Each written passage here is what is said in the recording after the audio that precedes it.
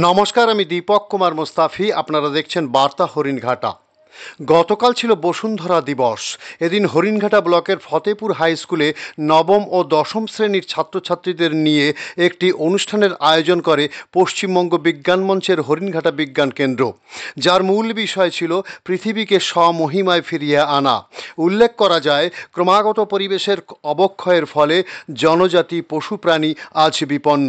সুন্দর পরিবেশকে আমরা ধ্বংস করে চলেছি। আগামী প্রজন্মকে আমরা সভ্য প্রজাতি শেষ করে দিতে চলেছি। সেই মুক্ত পরিবেশকে ফিরিয়ে আনার জন্য সচেতন মানুষ আজ পথে নেমেছে। এগিয়ে এসেছে পশ্চিমবঙ্গ বিজ্ঞান মঞ্চ। এদিন বিশিষ্টজনের মধ্যে উপস্থিত ছিলেন হরিণঘাটার বিজ্ঞান কেন্দ্রের কর্মকর্তারা। ছিলেন রমেন্দ্র প্রসাদ ত্রিবেদী, ডক্টর রঞ্জন সরকার, ডাক্তার বিশ্বজিৎ পাল, ফণীভূষণ দাস, ডাক্তার বিমল দে সরকার, উমেশ দেবনাথ। এছাড়াও ছিলেন ফতেপুর উচ্চ বিদ্যালয়ের ভারপ্রাপ্ত প্রধান শিক্ষক কল্যাণ ঘোষ, শিক্ষক তুষারকান্তি নাথ সহ অন্যান্য শিক্ষকবৃন্দরা। উপস্থিত ছিল ওই স্কুলের নবম ও দশম শ্রেণীর ছাত্ররা। রিপোর্ট দীপক মুস্তাফি ও গৌর ঘোষ। এখানে এই অনুষ্ঠানে ফতেপুর উচ্চ মাধ্যমিক বিদ্যালয়ের পক্ষ থেকে পশ্চিমবঙ্গ বিজ্ঞান মঞ্চ থেকে যারা এসেছেন, ডক্টর বি পাল, ডক্টর রঞ্জন সরকার এবং রমেন্দ্র ত্রিবেদী মহাশয়, তাদের তিনজনকেই আমি স্কুলের পক্ষ থেকে অভ্যর্থনা জানাচ্ছি এবং অনুষ্ঠানটা শুরু করার আহ্বান জানাচ্ছি। আমাদের তুষারবাবু বলেছেন কেন আমরা এখানে এসেছি। আজকে বিশ্ব বসুন্ধরা দিবস, ওয়ার্ল্ড তোমার আর্থ ডে আজকে, এবং এইটা আমরা পশ্চিমবঙ্গ বিজ্ঞান মঞ্চ হরিণঘাটা বিজ্ঞান কেন্দ্রের উদ্যোগে ফতেপুর হাই স্কুলে আমরা এটা আজকে উদযাপন করছি।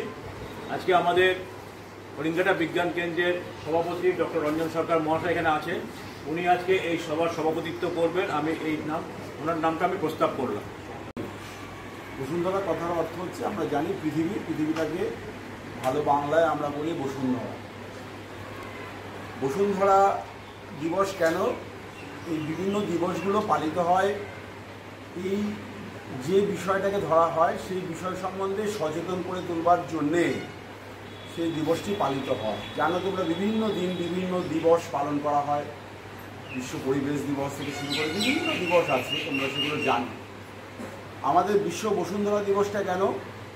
বিশ্ব বসুন্ধরা দিবস হলো এই কারণেই যে আমাদের এই সৌরজগতের মধ্যে শুধু নয়, এই বিশ্ব ব্রহ্মাণ্ডের যত তারা গ্রহ নক্ষত্র আমরা দেখতে পাচ্ছি, এখনো পর্যন্ত আমাদের নজরে, আমাদের বিজ্ঞানীদের নজরে যতটা এসছে, এই পৃথিবী ছাড়া এখনো প্রাণের অস্তিত্ব আমরা কোথাও খুঁজে পাইনি। একমাত্র এই পৃথিবীতেই আছে প্রাণের অস্তিত্ব।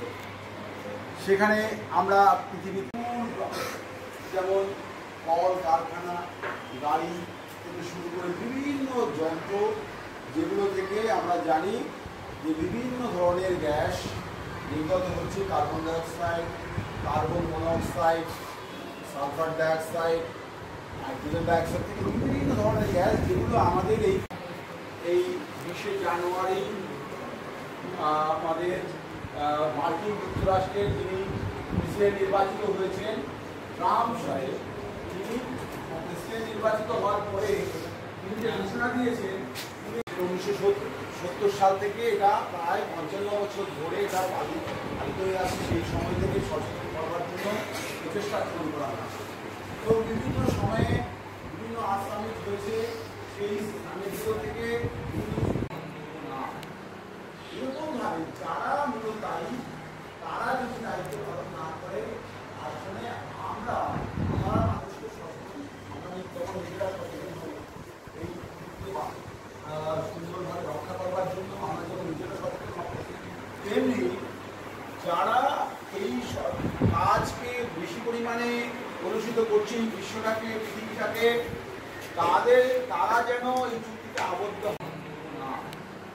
এরকমভাবে যারা মূলত তারা যদি দায়িত্ব পালন না করে, আসলে আমরা মানুষকে সচেতন, আমরা তখন নিজেরা সচেতন হব এই সুন্দরভাবে রক্ষা করবার জন্য। আমরা যখন নিজেরা সচেতন হব, তেমনি যারা এই কাজকে বেশি পরিমাণে কলুষিত করছে, বিশ্বটাকে, পৃথিবীটাকে, তারা যেন এই চুক্তিতে আবদ্ধ।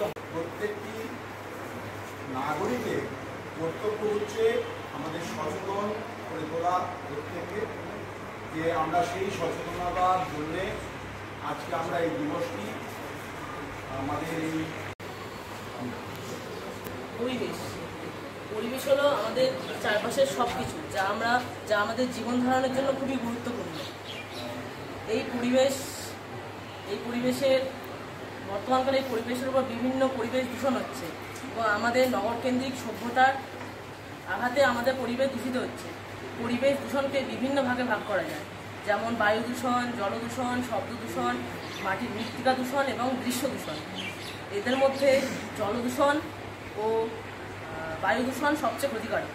বায়ু দূষণ বিভিন্ন কলকারখানা থেকে জ্বালানো গ্যাসগুলি আমাদের পরিবেশে বাতাসে মিশছে, যেমন carbon dioxide, carbon monoxide, nitrogen dioxide, sulphur dioxide. অর্থাৎ আমাদের একত্রিত হয়ে এর বিরুদ্ধে লড়াই করতে হবে। দ্বিতীয়ত, এই পরিবেশ দূষণের অন্যতম কারণ আমরা ছাত্ররাই। কীভাবে? পাড়ায় বা কোনো এলাকায় যদি কোনো উৎসব হয়, সেখানে শব্দ দূষণ থেকে শুরু উত্তপ্ত, এদিকে রাতের বেলা ঠিক উল্টো, তার প্রচণ্ড ঠান্ডা হওয়া, অপরদিকে ঝড় ঝঞ্ঝার সৃষ্টি বেশি হচ্ছে। এর ফলে জলবায়ু পরিবর্তনের প্রভাবটা মানুষ স্পষ্টতর বুঝতে পারছে। এই জলবায়ু পরিবর্তনের জন্যই 2021 সালে যে নোবেল প্রাইজ দেওয়া হয়েছিল, সেটি প্রথমে যে ফিজিক্সের যে ক্যাটাগরি ছিল তার মধ্যে জলবায়ুর যে টপিকটা, তার উপরে 2021 সালে নোবেল প্রাইজটা দেওয়া হয়েছিল। আমরা জানি যে আমাদের এই বসুন্ধরা, সেই বসুন্ধরা স্বাস্থ্য একটু খারাপ হয়ে গেছে হচ্ছে। তোমরা ইতিমধ্যে শুনেছ, মাস্টারমশাই, তোমাদের মাস্টারমশাই আমাদের বিজ্ঞান মঞ্চের একজন গুরুত্বপূর্ণ সদস্য, তিনি বলেছেন 1970 সালে প্রথমবারের মতো এই যে আজকের দিবস, বসুন্ধরা দিবস পালন করা হয়েছিল। তো অনেকদিন তো হলো, এদিকে 30 আর এদিকে 25, 55 বছর হচ্ছে, তবু কিন্তু বসুন্ধরার সেভাবে উন্নতি হচ্ছে না যা চাওয়া হচ্ছে। আমাদের প্রথমে বুঝতে হবে এটা কেন হচ্ছে। তোমরা ছাত্র, আগামী দিনে তোমরাই নাগরিক। আর আমরা দুটো কাজ, একটা হচ্ছে আমাদের সচেতন হতে হবে, আর কিছু করতে হবে। কি হবে, তবুও বলবো এই ধরনের প্রোগ্রামগুলো ওনারা কিন্তু একদম নিঃশর্তভাবে করেন, মানে এটা খুব দরকার। এটা না করার ফলে আমরা এখন সবকিছু হয়ে গেছে কি বলছে না, একদম মানে সবকিছু একটা অন্য ব্যাপার, একটা অন্য সিস্টেম, এটা যেন চলছে অন্য রকম, যেটার মধ্যে কোনো প্রাণ নেই। তোমরা এটা জানা দরকার, যারা একটু কুইজে আগ্রহী, এগুলো আজকে পারো বা নাই পারো একটু নোট রাখবে, তাহলে সুবিধা হয়।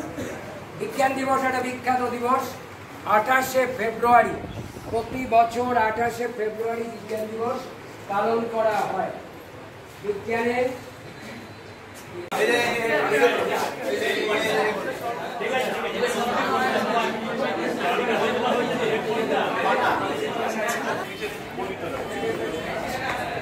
কেউ বলতে পারিস?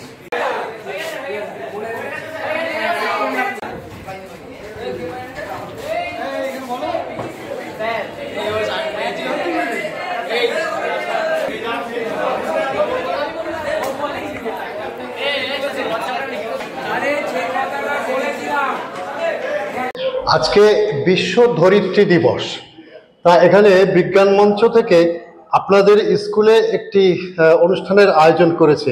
মূলত কেন এই ধরিত্রী দিবস কেন পালন করা হচ্ছে আপনাদের স্কুলে? আসলে আজকের আমাদের যে পৃথিবী এবং তার যে প্রাকৃতিক অবস্থা, বিভিন্ন কারণে সেই প্রাকৃতিক অবস্থা একটা সংকটের সম্মুখীন। সেটা পরিবেশের বিভিন্ন উপাদান, জল বলুন, বাতাস বলুন, মাটি বলুন, সামগ্রিকভাবে পরিবেশ আজকের আক্রান্ত। ছাত্রছাত্রীদের কাছে মূলত যে সেই বার্তাটা যদি আমরা পৌঁছে দিতে পারি যে আমাদের বেঁচে থাকতে গেলে পরিবেশকে বাঁচাতে হবে, ধরিত্রীকে বাঁচাতে হবে, সেই বার্তা দেওয়ার জন্যই আমাদের এই আজকের অনুষ্ঠান। মূলত স্কুলকে কি বেছে নিয়েছে নাকি পশ্চিমবঙ্গ বিজ্ঞান মঞ্চ? পশ্চিমবঙ্গ বিজ্ঞান মঞ্চের হরিণঘাটা শাখা থেকে আমাদের কাছে প্রস্তাব আসে যে আমাদের যদি ওয়ার্ল্ড আর্থ ডেটা এখানে 2025 সালের এটা এখানে পালন করা যায় 22শে এপ্রিল, সেই অনুযায়ী তাদের প্রস্তাবটা আমরা গ্রহণ করি এবং আজকের এই প্রোগ্রামটা হচ্ছে। আপনি একজন শিক্ষক হিসেবে এই দিনটি পালন করার উপযোগিতা কি বা কতটুকু? উপযোগিতা তো আছেই। আমরা যেমন একটা মাটির ডলা থেকে আমরা একটা নতুন ঠাকুর বা কোনো মূর্তি বানাই, তেমনি বাচ্চাগুলো একদম মাটির ডলার মতো। তাদের মধ্যে যদি পরিবেশ সংক্রান্ত সচেতনতা ভেরি ফ্রম দ্য বিগিনিং আমরা ইন্ট্রোডিউস করতে পারি, তারা যখন নাগরিক হয়ে উঠবে তখন আমাদের পরিবেশকে রক্ষা করার ভার তো তাদের উপরেই পড়বে। সেই প্রস্তুতিটাই জন্য এই প্রোগ্রামগুলোর ভীষণ দরকার আছে বলে আমি মনে করি। তো পৃথিবী আগামী দিনে আস্তে আস্তে তো বলছে সবাই যে ধ্বংসের দিকে এগোচ্ছে, তো এর প্রতিকার হিসেবে কি এই ছাত্রছাত্রীদের আগামী প্রজন্মকে বেছে নেওয়া হয়েছে তাদেরকে অ্যাওয়ারনেস করার জন্য? সে তো বটেই। দেখুন, যদি একদম ছোট থেকে আমরা শুরু করি, একদম মাইক্রো লেভেলে একটা বাচ্চা তার বাড়ি, তার স্কুল, তার যাওয়া আসার পথ, এই যে পরিবেশ, এই পরিবেশটাকে যদি সে রক্ষা করার একটা দায় ভেতর থেকে অনুভব করে, তাহলে দেখবেন যে সামগ্রিকভাবে এই মাইক্রো লেভেলের প্রোগ্রামগুলো আস্তে আস্তে জড়ো করলে কিন্তু অনেক বড় একটা ইম্প্যাক্ট পরিবেশের উপরে পড়বে। অনেক ধন্যবাদ। আপনার নাম পরিচয়টা একটু বলবেন? আমি তুষার কান্তি নাথ, সহশিক্ষক, ফতেপুর উচ্চ মাধ্যমিক বিদ্যালয়, হরিণঘাটা। অনেক ধন্যবাদ আপনাকে। Thank you.